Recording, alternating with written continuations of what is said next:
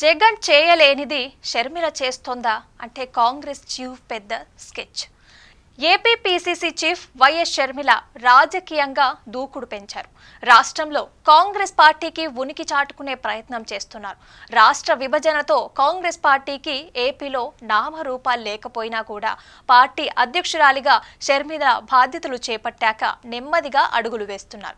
షర్మిల వ్యక్తిగత ఇమేజ్ కూడా కాంగ్రెస్ పార్టీకి తోడుగా మారిన పరిస్థితి కనిపిస్తోందని అంటున్నారు. ఇదే సమయంలో రాష్ట్రంలో ప్రజా సమస్యలపై పోరాటంలో షర్మిల తన సోదరుడు మాజీ ముఖ్యమంత్రి జగన్ ని వెనక్కి నెడుతున్నారనే అభిప్రాయం కూడా వ్యక్తమవుతోంది. రాష్ట్రంలో 3 పార్టీల కూటమి ప్రభుత్వానికి వైసీపీయే ప్రధాన రాజకీయ ప్రత్యర్థి. అసెంబ్లీలో సంఖ్యాబలం లేకపోయినా కూడా ప్రతిపక్షంగా వైసీపీకి ఊరూరా బలగమైతే ఉంది. అయినప్పటికీ విపక్షంగా పూర్తి స్థాయిలో సత్తా చాటుకోకపోవటం వైసీపీ తడబడుతోందని అంటున్నారు. ఇదే సమయంలో కనీస బలం లేకపోయినా షర్మిల దూకుడుగా వ్యవహరిస్తూ కాంగ్రెస్ వరం వినిపించటంలో సక్సెస్ అవుతున్నారని అంటున్నారు. అయితే భవిష్యత్తులో వైసీపీకి తానే ప్రత్యామ్నాయం అన్న సంకేతాలు ఇస్తున్నారంటున్నారు కొందరు. అయితే ప్రస్తుతం అసెంబ్లీ సమావేశాల సందర్భంగా రైతుల సమస్యలని ప్రభుత్వం నిర్లక్ష్యం చేస్తోందని ఆరోపిస్తూ షర్మిల చెలో అసెంబ్లీకి పిలుపునిచ్చారు.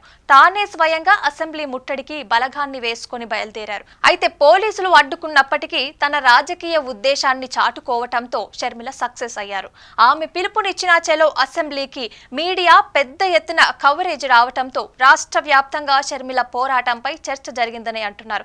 నిజానికి ప్రతిపక్షంగా వైసీపీ చేయాల్సిన ఉద్యమాన్ని షర్మిల తన భుజాన వేసుకోవటమే రాజకీయంగా ఆసక్తి రేపుతోంది.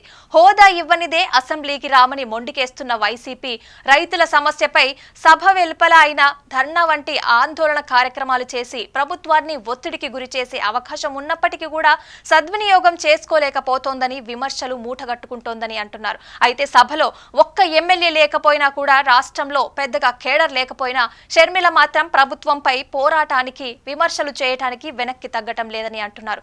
దీనివల్ల ఆమెకి వ్యక్తిగతంగా మంచి ఇమేజ్ వస్తోందన్న అభిప్రాయం కూడా వ్యక్తమవుతోంది. తన సోదరుడు మాజీ సీఎం జగన్ బెంగళూరులో ఉండటం కూడా షర్మిలకి అడ్వాంటేజ్ గా తీసుకుంటున్నారని కూడా చెప్తున్నారు. అయితే తన దూకుడు వల్ల జగన్ ని అధిగమించాలనే ప్లాన్ చేస్తున్నారని కూడా అనుమానిస్తున్నారు.